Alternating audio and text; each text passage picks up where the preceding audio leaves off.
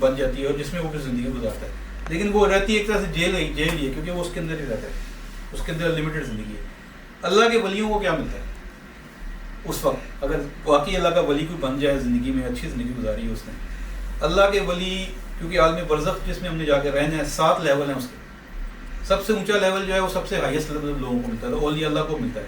پھر 6واں لیول شہیدوں کو ملتا ہے. پھر 5واں لیول جو ہے وہ بھی اولیاء اللہ کو ملتا ہے, کلاسز ہیں.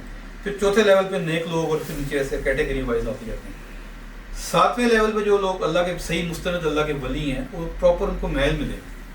اور آپ امیجن کر سکتے ہیں محل میں بادشاہ رہتا ہے, یہ سب کو پتہ ہے. دنیا میں بھی محلوں میں بادشاہ رہتے ہیں, عام لوگ تو نہیں رہتے. اور جب وہ بادشاہ رہتے ہیں تو اس کا مطلب ہے وہ 4 دیواری نہیں ہوگی, باقاعدہ ایک زندگی ہوگی, ایک زندگی کا ماحول ہوگا. اس کے محل کے باہر بھی کچھ نہ کچھ ہوگا. ایسا نہیں ہے کہ 4 دیواری میں بیٹھا ہے قیامت کا انتظار کر رہا ہے, ایسا نہیں ہے. تو اللہ تعالیٰ نے بہترین زندگی عالم برزخ کی بھی ایسی نہیں ہے کہ کم تر ہے. جنت کی زندگی تو اس سے بھی اباب ہے. تو ملتا کیا ہے, وہ کچھ ملتا ہے جو ہم امیجن نہیں کر سکتے. بادشاہوں کو بھی اس دنیا کے اوپر, پلانٹ کے اوپر وہ کچھ نہیں ملا ہوا جو اولیاء اللہ کو زندگی بھی ملنا شروع ہوتا ہے, اور دنیا سے جانے کے بعد جو ہے محلوں کی زندگی, یہ کوئی معمولی بات نہیں ہے. تو اللہ تعالیٰ کس سے جو ایک حدیث سے متعلق بھی اس میں ہے کہ انسان جو ہے وہ اولیاء اللہ مرتے نہیں بلکہ ایک مقام سے دوسرے مقام منتقل ہو جاتے ہیں. یعنی کہ ان کو وہ جسمانی سہولیات یا وہ جو بھی اچھی زندگی ہے وہ VIP کلاس کی ملتی ہے. اور یہ ہوتا کیسے ہے, یہ ذکر سے ہی ہوتا ہے. یہ ساری سٹیجز ذکر سے ہی آپ آستہ آستہ حاصل کرتے ہیں. علم بھی ملتا ہے, روحانیت بھی ملتی ہے, اللہ کا قرب بھی ملتا ہے. سب سے بڑا مقصد اللہ کا قرب ہے.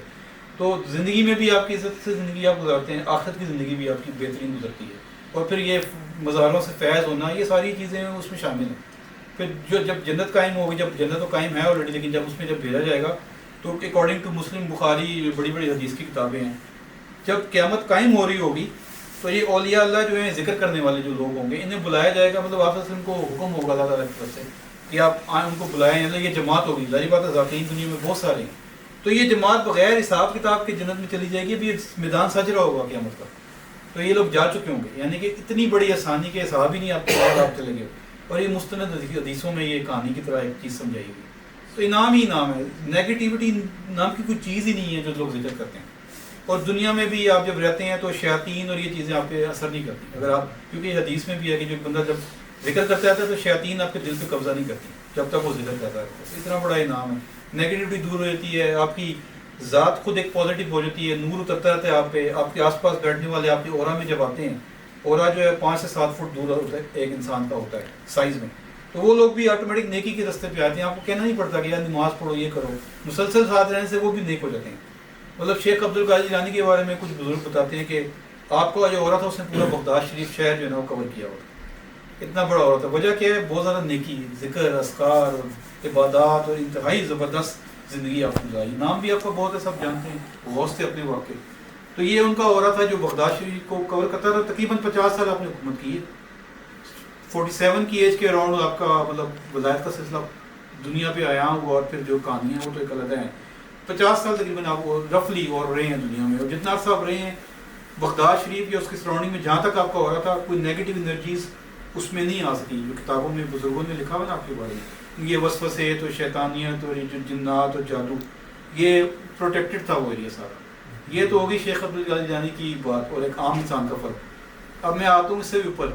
آپ صلی اللہ علیہ وسلم کا عہدہ کتنے سائز تھے؟ آپ صلی اللہ علیہ وسلم کا عہدے نے پوری کائنات کور کی. کوئی سوچ سکتا ہے کہ آپ کتنی بڑی ہستی ہیں؟ کوئی سوچ سکتا ہے کہ آپ کا کیا مقام مرتبہ ہے؟ مدینہ شریف جو لوگ ایسٹرل ٹریول کے ذریعے, روحانیت کے ذریعے حاضری دیتے ہیں اس زمانے میں, فی زمانہ آپ صلی اللہ علیہ وسلم کے پاس اولیاء اللہ کو اجازت ہے, وہ اپنی آنکھوں سے دیکھتے ہیں کہ آپ کائنات کو کیسے کنٹرول کریں. یعنی اتنا بڑا مقام مرتبہ آپ کا کہ ہم آنکھوں سے آنسو ہی آتے ہیں آپ کا نام سن کے. آپ اس کو بیان نہیں کر سکتے, پاسبل نہیں. اتنی بڑے مقام اور درجے پہ آپ فائز ہیں. ایوری منڈے, ایوری تھرسڈے جتنے لوگ کلمہ گو ہیں, جنہوں نے واقعی کلمہ پڑھا ہے, وہ اعمال بھی جیسے بھی ہیں ان کا اللہ کا معاملہ ہے, ان کا حساب آپ سب کے پاس پیش ہوتا ہے ایوری منڈے ایوری تھرسڈے. آپ کو